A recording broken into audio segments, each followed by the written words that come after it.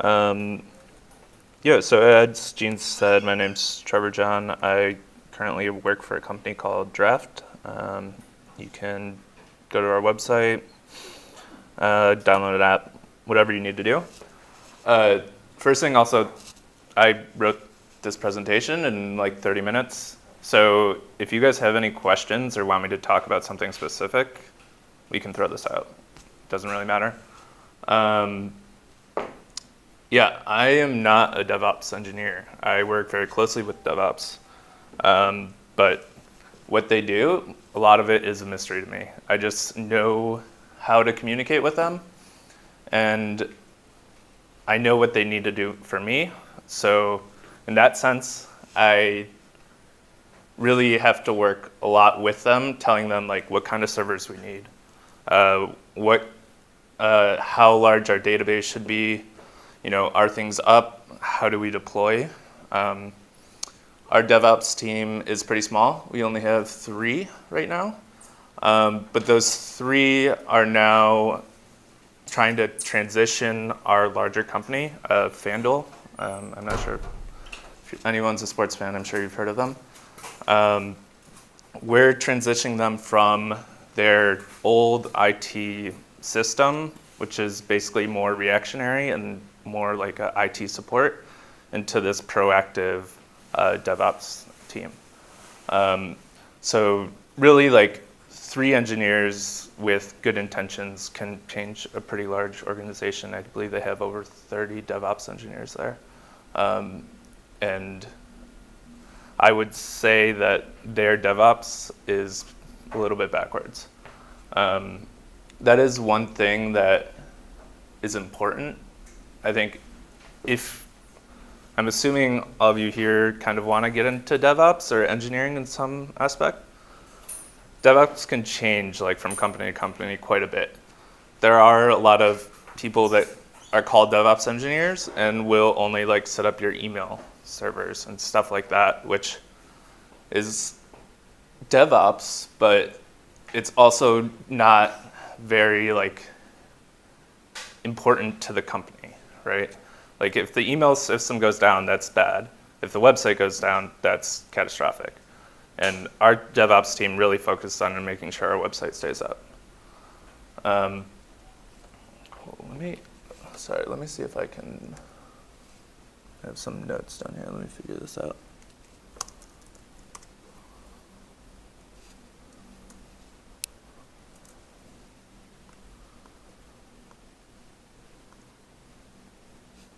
There we go, that's better.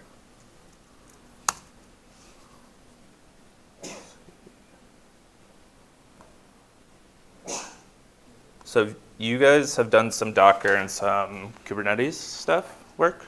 Yeah. Nice. What do you think of it so far?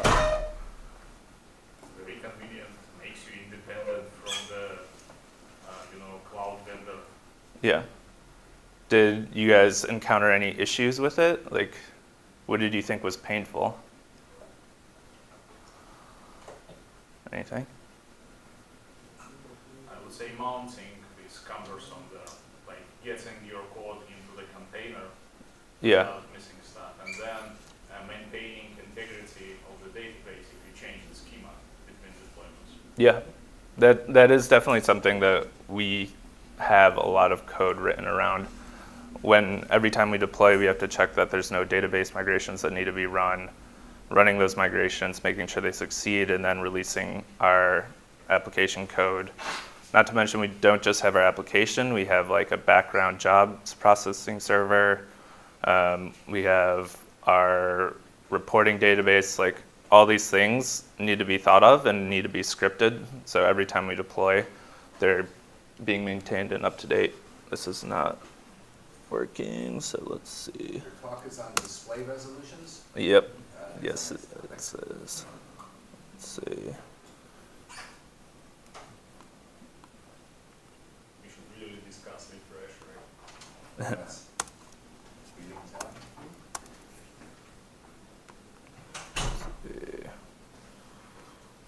Let's see if this comes up. Does not want to display on that monitor.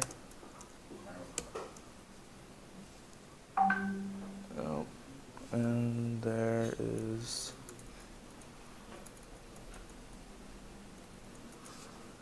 Okay. So yeah, as I just said, every job is a little different. So make sure, if you're interviewing with companies, make sure you're asking a lot of questions, seeing what their team's doing, how do they view DevOps as a team?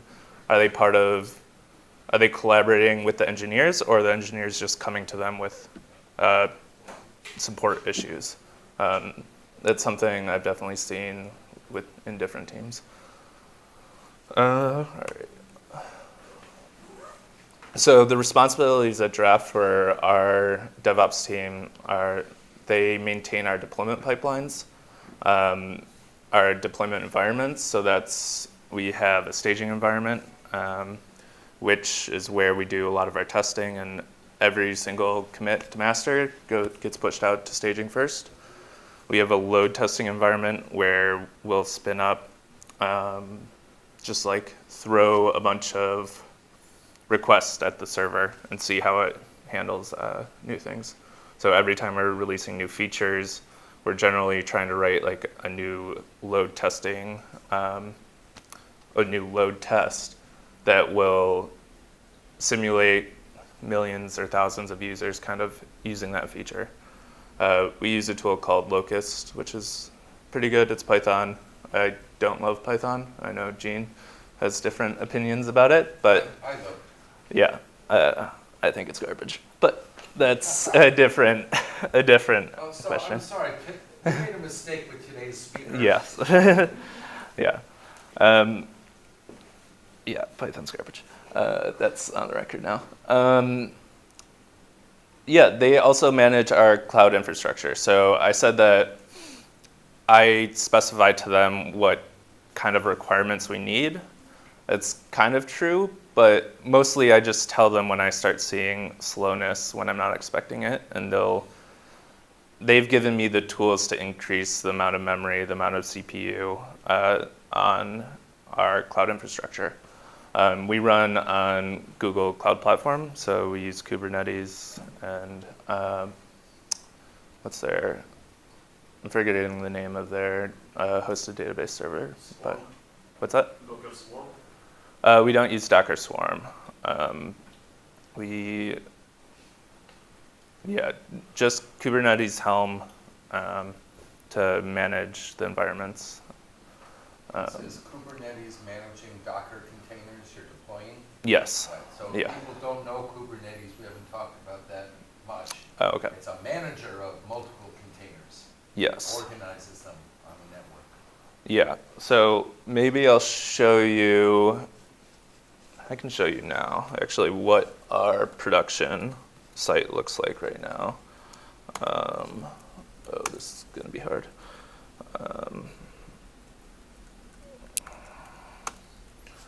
Okay, so let's see. This has been a while.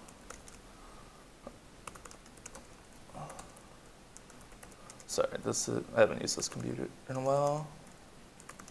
Okay, looks good. So we have these scripts that we have here. Can everyone read this? Probably not. Okay. So our DevOps team has kind of given us a bunch of scripts. We have this one called use deploy, which tells us like which server do we want to look at it. Oh, and it's not going to work on this machine, is it? Let's see.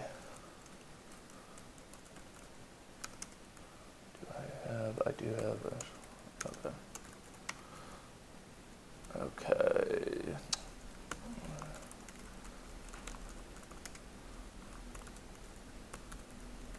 So we have a few different ones, like I said, the production, the staging. Okay, so now our current context is deploy. I'm going to say watch.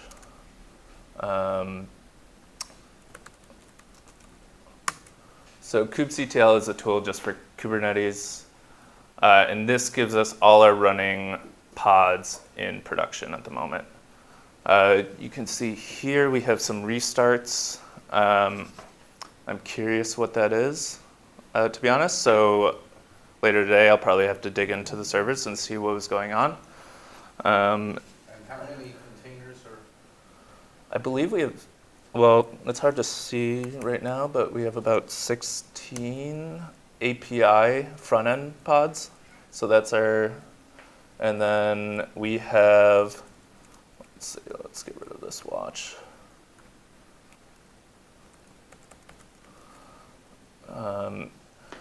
Then we have our cache system, which is just a Redis. We have a bunch of Nginx controllers which route which are traffic to each pod. Have you guys done anything with Nginx? Okay, a few of you. Nginx is just like a HTTP router. So every request that comes in hits one of the Nginx pods, and then it tells it which application server to go to.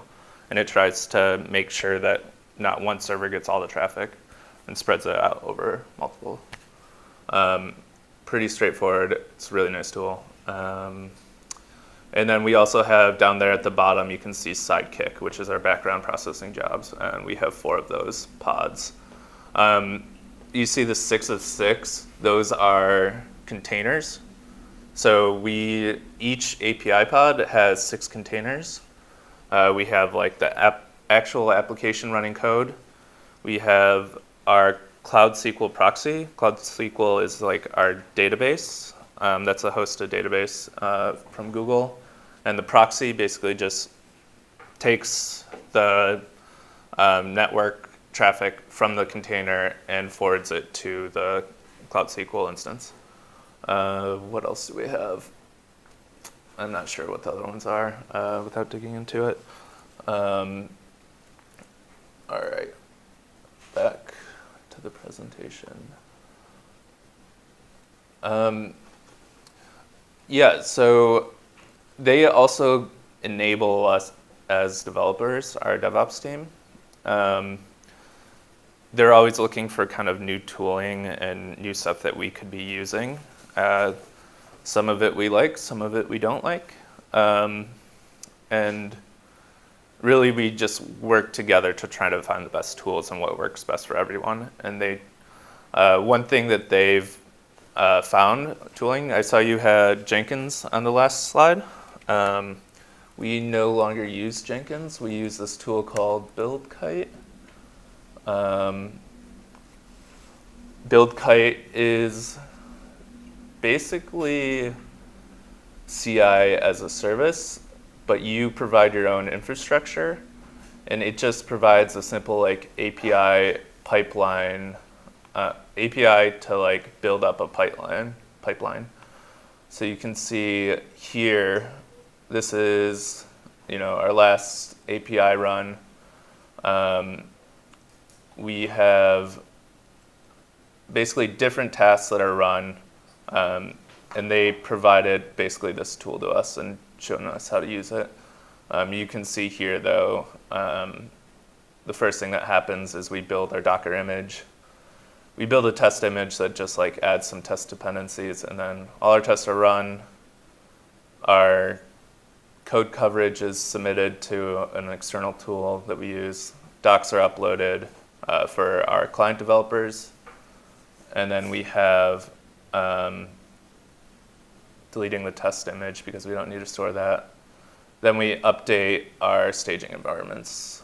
So you can see here, just staging is updated. If I wanted to release this as a prod, I could click that button and we can do that. Trying to think so that's BuildKite. I'd recommend checking it out. It might be hard for you guys to find use cases for it right away, but it's a pretty cool tool that has a lot of flexibility in what you want to run. And then you can run that on any service. Ours is on AWS, but you can run it on Google Cloud or even your own machine if you want. What else? So that's the responsibilities. So I already talked a little bit about some of this. They manage our CI for the most part. Anytime something's failing that for a reason that we don't expect, like a failing test, it's generally their responsibility to fix it because they're managing the infrastructure underneath it. So they're building the Amazon image that's being run and the containers there. So there you can see we, as I mentioned, Helm, which basically Helm sets up your environment for Kubernetes and Docker. So like you know how you have to pass in a bunch of environment variables to Docker? Helm kind of manages that process for you. It's a pretty nice tool. I don't use it that often. Generally, they are managing our Helm charts, which are what provides the values, and we're just like releasing each chart and testing it. One thing that I think is pretty cool. Let's see. Let's talk. All right. We talked about these environments already, so you can kind of skip that. Yeah, another thing they provide is analytics tools. So have you guys heard of New Relic? A few of you? Okay, New Relic is just a monitoring tool. It's pretty cool to see. We can look at it.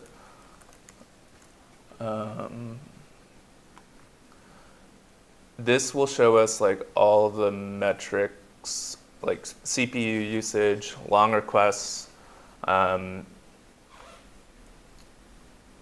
different types of things. So you can see this is our average response time is somewhere around here, 56.7 milliseconds. Pretty good. We had this huge spike this morning, which is probably related to those restarts that we saw. I'm not sure what happened this morning, but we spiked up to like 20,000 requests per minute. So it gives you a bunch of tools. There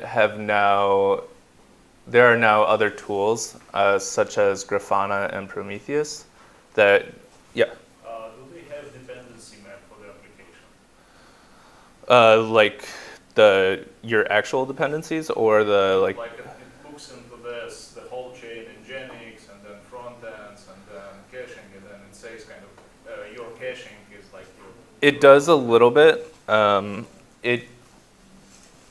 New Relic is very expensive. We don't use all the tools that they provide, but you can see, or actually let me look at,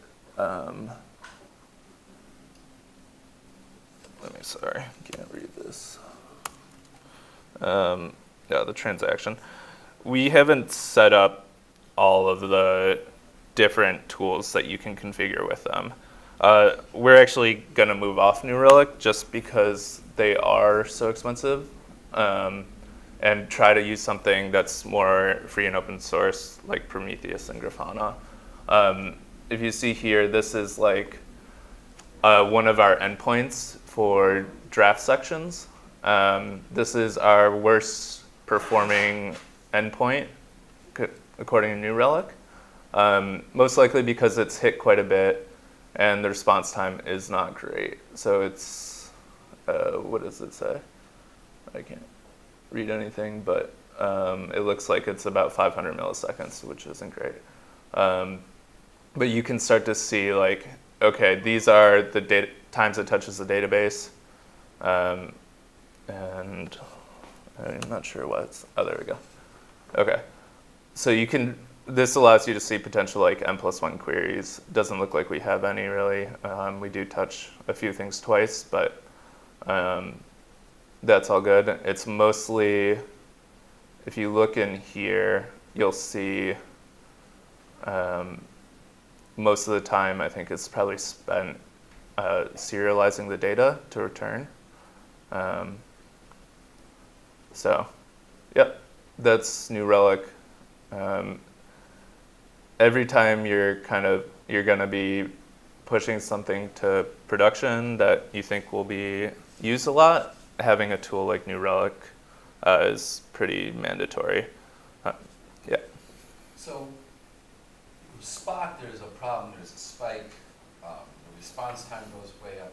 What's the longest it's ever taken from spotting the problem to fixing it? It depends. Yeah, well, The longest it's taken us is probably about 6 months. yeah. So I'm asking this because these environments are very complex. Yeah. And Yeah. finding what's exactly is wrong can be a real challenge. Yeah, I think so. The 6-month one, we knew the problem. The only issue was to fix the problem, we had to release a new iOS app, a new Android app, a new website, and a new API server. So like the whole endpoint had to be rewritten if we wanted to solve this problem.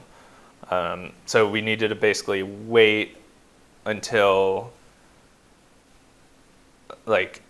so part of this whole process is with mobile apps, it takes about, once you have the fix, it takes about a week to get it into that iTunes, Apple store, right? It takes 24 hours to get into Google. Apple's pretty good. Maybe about a week and a half, you'll have about 90% of your users on the new version. Android, not so much. Android can take a couple months. So one tool in our bag is we can do a force upgrade. We can basically stop requests hitting the API if you have an old app version. It's a pretty simple implementation of it. But if, let's say that this bad request is taking down the server and we need users to hit the new endpoints, we can just shut it off and tell them that they have to upgrade, and it'll display in their app, download the new version. Yeah. But you do have multiple versions of the API running in production. Yes, we do. Some clients are hitting old versions. It just depends on why we're making the change. Sometimes we just make a change because a new feature we're coming out with soon is like a NBA version of like a season-long draft. Old clients, we don't want them to be able to see it, so we'll release a new version of the endpoint. So once clients update to the latest version, they'll start seeing the NBA version. But why then you use road API versioning than header API versioning? It's just simpler to see. It's more transparent. There's definitely like pros and cons. Like we do have a lot of duplicated code because we use route versioning. But we think it's a fair trade-off because it's a lot more explicit and you can see very clearly on New Relic the route, whereas if you were using the header versioning, then you don't know which version until you click in. Yeah. Cool. So yeah, a lot of DevOps is just looking into the best tools and trying to talk to your developers and making sure they're using the right tools and explaining why they should be using something like BuildKite or Prometheus and Grafana.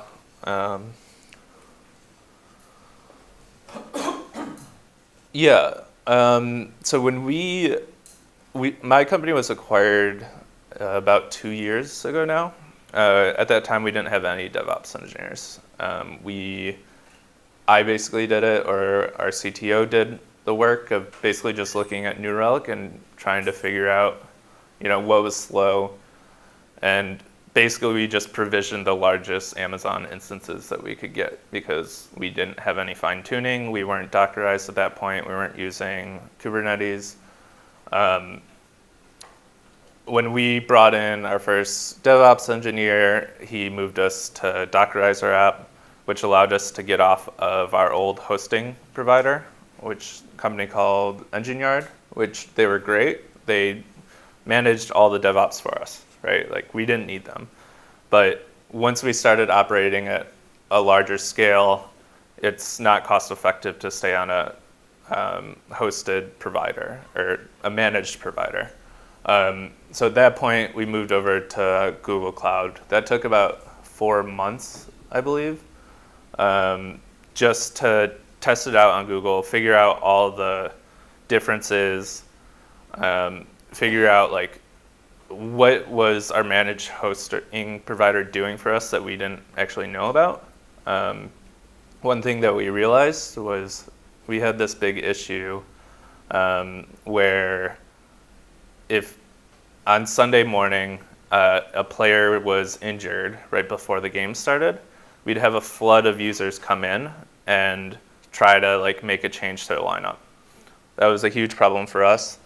And what would happen is like if our app server went down, we'd have to stop taking requests and basically let all the requests process through, pull back our app server or like turn it back on traffic, and then we'd see the requests still processing through.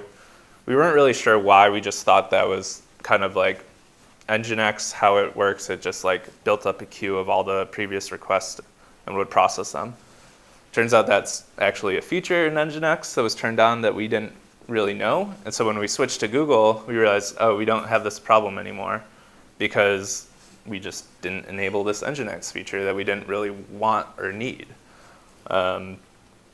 So after that, once basically we haven't had any downtime since we switched to Google Cloud. So let's not test this out in production. But if we were to go down and we were to stop traffic coming in, once we turned that back on, basically it would only accept new requests. So all those previous requests would basically be thrown out. So managed hosting providers do abstract a lot away from you that you won't realize, which is good and bad. If you're focusing on building your application, you don't want to be doing DevOps. DevOps is like tedious and tiring and time consuming. And it can be fun, but it's only generally fun when you're working at something with scale, something that's like hitting a lot of traffic and needs that complexity. Whereas if you're just a small website, you can run it on your laptop and you'll be completely fine. Yeah, so a lot of what they did to after, migrating us to GCP is like thinking about where we'll go next. And we're actually thinking about going back to AWS, partly because our parent company, FanDuel, is all in on AWS. They have a massive budget with them. And if our app is going to continue to exist inside of their platform, we're going to start sharing resources. We need to be inside their VPN. And so moving from GCP to AWS is something that our DevOps team is focusing and being able to support both, which is what containers are all about. That's why you containerize, so you can just switch hosts. The issue is it's not that simple, and all of these platforms say they're open source, but they tie you in, right? It's in their benefit to keep you on their platform. So any new feature that they release, they might release to their paid service and not their free and open source one. So if you start using that, you're tied to them.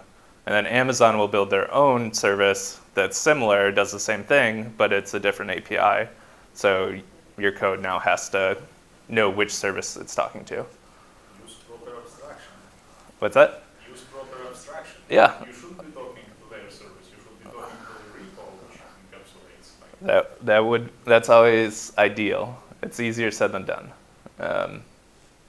Yeah. Anything else here that I missed? What's that PG bouncer? PG Bouncer is a tool on top of Postgres that basically takes. So Postgres, Cloud SQL Proxy has a limit of the number of connections that you can make to it. It's 516 or 512, whatever. 112 probably. So every app server that we has needs the number of connections for web processes that we run on that server. So like we run about 5 web processes on our server, on our app server. So if we have one app server, we have 5 connections to Postgres. If we have 2 app servers, we have 10 connections. So that limits the number of app servers that we can have, because every web process needs a connection. With PG Bouncer, you can basically accept n number of connections, and it will only make one connection to Postgres. So it's just an abstraction on top, routing those connections. It's kind of request pooler. Yes. Yeah. Cool. I think that's it for me. Does anyone have any questions? I do. Yeah. So one of the debates, I wind up listening to a lot of DevOps Cafe podcasts and stuff like that. Mm-hmm. And there's an ongoing issue about, do you want DevOps engineers, or do you want everyone to kind of have a DevOps attitude? So a lot of people, they talk a lot about silos, right? Mhm. So you get your organization siloed. These people do code. These people are responsible for it running. And a lot of people advocate break down those silo walls and give the developer, the development team end-to-end responsibility. So you guys clearly have separate DevOps Yeah. roles. Have you experimented with the other approach, or have you seen it at another place? I think having someone being truly full stack is very hard. It's very hard to find people that are knowledgeable enough in both like front end code, application serving code, and knowing enough about low level systems to know what type of infrastructure we need. So- do people, sorry, yeah. do people know the term full stack? I know some people will, but, oh, Yeah. yeah, great. Traditionally, I view a full stack engineer as someone who can write JavaScript code and then the API server. This would be extending full stack to doing the DevOps and infrastructure code, which I think is very tough. I think DevOps, I have a lot of respect for them. They really know a lot more about computers than I do. So I don't think it's reasonable to ask any developer to do the DevOps work. I think it's important that we have the tools so that we can make changes, and I think there needs to be that collaboration. It's never good to just be completely siloed. Like I said, with how FanDuel has it, is they are completely siloed, and you only talk to DevOps when, like, let's say, it's actually so bad that if you need a migration run, you have to send it to the DevOps team, and they'll run it for you. Yeah. So with this kind of situation, people like Patrick Dubois and John Willis and so forth, the big theorists of DevOps would say they've just given a name DevOps to their system administrators, and they're running it the way it always used to be run. Yeah. Development and operations are completely separate. So these guys would tend to say that completely siloed situation isn't even DevOps. They just modernize the name, but they're not actually getting development and operations cooperating. Yes. Yeah, I would completely agree with that. That their system is definitely like someone wanted the DevOps title and they gave it to them. They didn't change the organization, how they're run. That's a big thing. What do they call it? DevOps icing or something? There's a phrase that people use a lot. So Okay. you just do things the same old way. Yeah. And you say, but we're calling it DevOps now. See, we've modernized. Yeah. So this is something that's out there, and something when you guys go to look for jobs, something good to watch for if you want to work in an organization building software these new ways. You want to watch for the possibility they just slap the name DevOps on their old way of working. So I was actually going to show you an instance of this. I'm not going to modify our production servers, but Oh, that's, we can, so we can say kubec, oh man, this is going to be tough. Edit, deploy. I think this is how we do it. All right, so this is an example of a Kubernetes deploy. And these are all the environment variables, the different specs that we define. So if we look at request, I believe. how many containers is this going to deploy? Staging is probably about 4 API servers. And then, so you can see here we have the CPU limits, the memory limits. And so I can just modify these and they'll deploy. And it'll just roll out right away.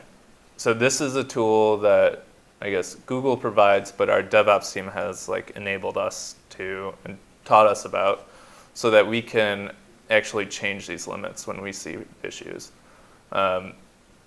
So I would argue that I am now doing DevOps at this point, even though I don't consider myself a DevOps engineer. So basically, Kubernetes inside Google Cloud for you is kind of your dynamic infrastructure platform. Yes. Yeah. If we actually want to look at this, we can say, let's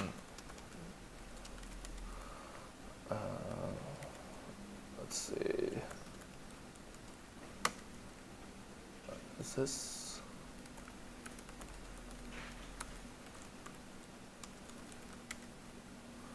Okay. So this is a little hard to read, but wait, what just happened? Okay. Okay, I see what happened. Okay, so we have our pods running over there on the right.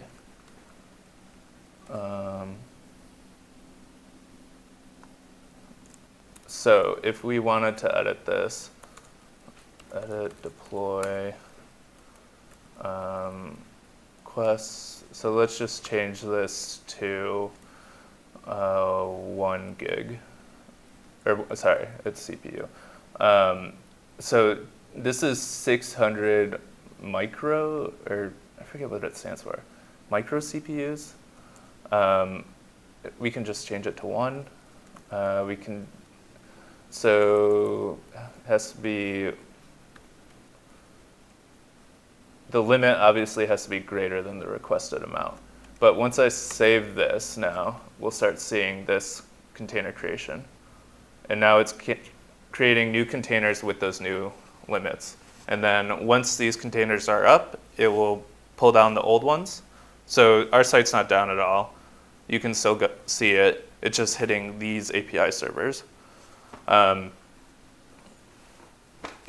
so there's. What if you had typed 1G for the CPU? You make a mistake in that file. It will just error and then open the file again. And I'll give you a comment at the top if we want.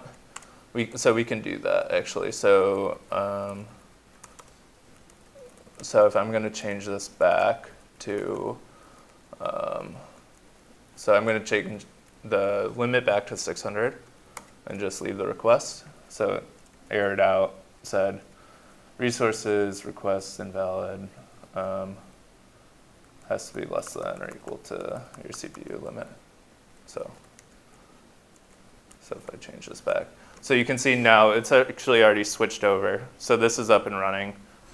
These are the new pods with the new limits, and these ones are dying right now. So they're in the terminating status. So once we change this back, we'll actually see it. Looks like it's fine. And we see them creating again. Why you decided against running your SQL servers in-house? Why you resorted to the hosted service? Because we don't want to deal with that level of You complexity. want to deviate your team. Yes, exactly.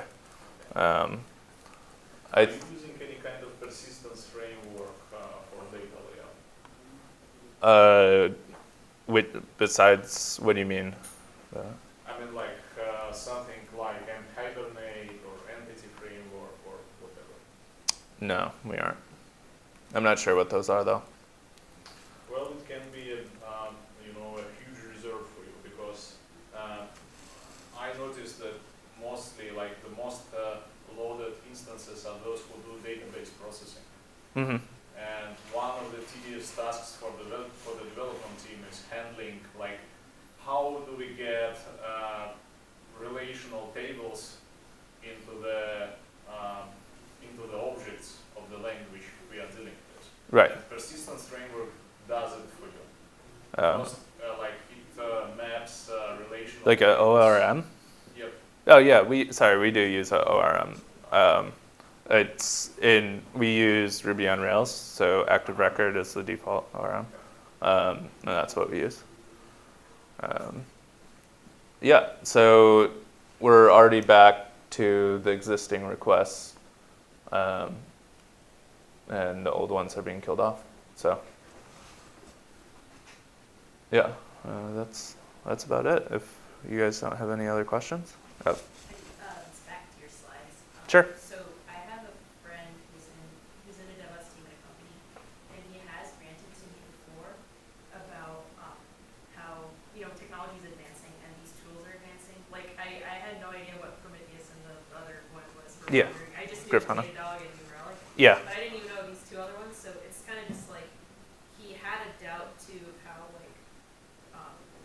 so basically in a company they get a tool and then they realize there's something better and then they have to completely revamp and move on to the next thing. And Yeah. he said that he himself is like doubting if that was like a good step and stuff like that. And I wonder if you have the same doubts because there's like a big learning curve and also you have to revamp everything. Yeah. And there's just so many different tools. You ever feel like you're going in circles practically? Yes. Definitely. It's always tough to change technology. I think one thing that we try to do is we try to test out technology before we actually make everyone switch. So we're still trying to figure out if we're going to switch off New Relic, and we're testing those tools. We aren't sure yet, but there was like a lot of pain when we switched from our old engineered managed provider to Google. There's a lot of, in companies you have teams like our data engineering who need to be able to access the database or read replica of your database, and setting up those tools and making sure it works for them isn't something that I always think about. And that can be really tough in larger organizations. It is always tough to switch. I think that you should try to make sure that everyone can test out the new system before you actually switch over. We did that a lot, but even though we did that, it's hard to test like everyone's general use case in like a staging environment. Like we thought we had everything built for our data engineering team, but then as soon as we launched it, they said, oh, this doesn't work anymore. Like, why doesn't this work? It was like, you guys didn't test this in staging. And they didn't think to test it, which, for them, it's like, it's very abstract to this, infrastructure switch. They're like, why are you changing my tools? It doesn't change their life, it just makes it harder for them. So we need to be able to explain like why we're making this change and why you should go along with it. One of the reasons in our class, our study, I try to stress the principles, is that we do get this rapid churning of tools. Right now, Docker is very hot, and we're using it. I find it very useful. But next year, Docker might be out, and oh, you're using Docker, that's so 2018. Now we all use this, right? So the tools are gonna come and go. But the principles of good software engineering and good operations management, they last a lot longer than the tools do. So, you know, if your focus is on the tools, that you may get a short shelf life for your learning. If you focus on the ideas, the principles, they'll Yeah. last. And you'll pick up the new tools and see how they fit into Yeah. the ideas. One thing I would recommend as you're starting new careers is like, make sure you're going to a job where you're learning general principles and not just learning the company. I think Google is a good example of this. A lot of Google developers will go in there, and Google has so much infrastructure built up for their team. Like, they don't use Git, but they have their own service that has like a layer of the abstraction that looks like you're using Git, but it's not actually Git. Same with like their Java frameworks. They have a bunch of tools that aren't open source that you aren't going to be able to take to your next job. So if you're just focusing on learning like Google's platform, and I'm picking on Google just because I have friends who work there, there's every other company is like that, and every company you're going to have to learn like domain-specific knowledge. But I think especially early on in your careers, make sure that you're also learning more general knowledge and not just domain-specific stuff.